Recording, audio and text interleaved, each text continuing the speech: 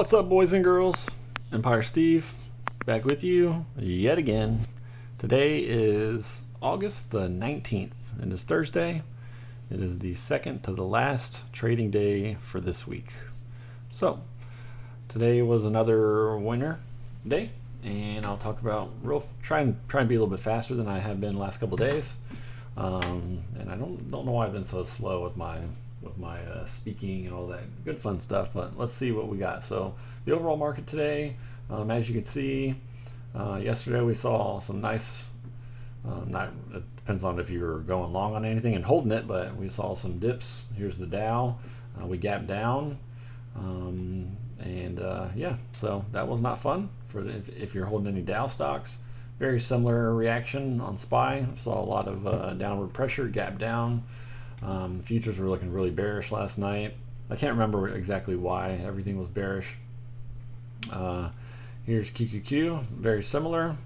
And here's IWM, very similar. So, but you can see a lot of the stuff had basically almost recovered. Not to exactly where we were yesterday, but you can see there was a nice, decent recovery. So it was definitely a buy the dip scenario today. But let's go over what I traded today. So the first thing I traded was Amazon, and I'm going to go to the 3 minutes so you can see it a little bit better. And as you can see, Amazon, I didn't quite stick to my plan entirely, and I'll tell you exactly why I didn't stick to my plan entirely.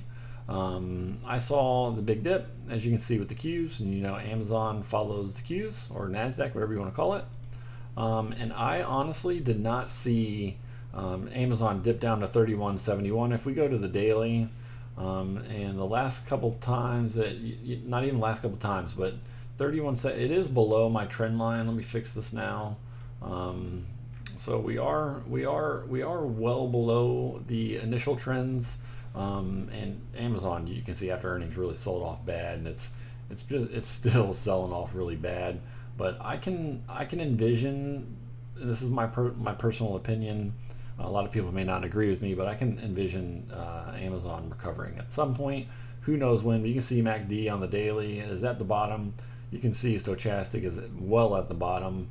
And if we go to the weekly, we are getting close to the bottom on the weekly, and it's just been a struggle busting it, right? So I could not see Amazon not recovering today. It would not have made any sense if it did not make some kind of recovery. Like 31.71 is bad. It hasn't seen that in so long. So, and my assumption was correct. So my first purchase, I purchased 32.50 calls, way far out of the money. As you can see, when the market opened, we were around 31.90, not even 3200. But I purchased a 32.50 call, just one of them, and I purchased it at 9.32. So that's that's basically in the first 2 minutes of the day. Obviously, can't even tell here, but as you can see, I got in at $8.43, which equals $843, and I ended up selling it at 9.36. So I sold it in this candle, and I probably sold it right near the top, and I ended up selling it at 10.38, which would be $1,038, and I made the quickest, not the quickest I've ever made in that amount of time, but in 4 minutes I made $195. So that's pretty good. It did exactly what I thought, and as you can see, and you get always, if you've seen my previous videos, you can't see my actual chart, but you can see that it was moving with the Qs, and it gapped up right along with the Qs, and you can see there's the Qs, and it sold off around 9.39, and then you go to Amazon, and it started selling off at 9.39. Very similar. They are identical charts, as you can see, very, very similar. So quick money off of that one. And you did see, so if I go, I'm at Amazon, so this is a 3 minute chart. You can see that stochastic does cross, and that's the main reason why I got into it. And MACD in pre-market, around this time, 9:10, was showing a bullish momentum as well. So those were all the reasons why I got on, but typically I like to wait until 9:35 to purchase. but today and tomorrow are lotto days basically. So everything is a little bit cheaper, although yes, I did pay $843. So that's not that cheap, but for Amazon, that's not that bad either. So it was a quick $195. The next thing I bought was NVIDIA, and here's NVIDIA, and I bought NVIDIA at 195 strike call, and I bought it at 1017. So that would be in this candle. And the reason why I bought it, as you can see, NVIDIA had been closing above the 9, and you can see MACD had crossed previously, and I could see it hitting, NVIDIA was hitting my scanner. And there was a lot of chatter about NVIDIA, there was a lot of chatter about AMD, and as you can see, they trend together, right? So NVIDIA started moving. I did not stay in it long at all. I got in at 1017, and actually that I didn't write down when I sold, or I didn't note it. Let me just note it. Let me go to when I sell it. I sold it at 1019. I was in it 2 minutes, and I made a quick $27. I bought it at 147. I sold it at $1.74.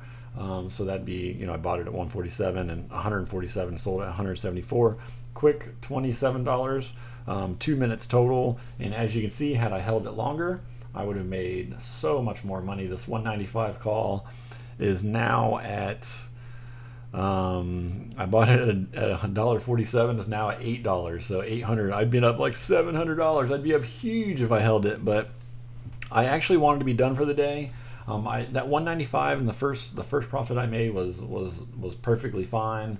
I could have just been done for the day there. I did not want to lose any of my gains, like any of my profit.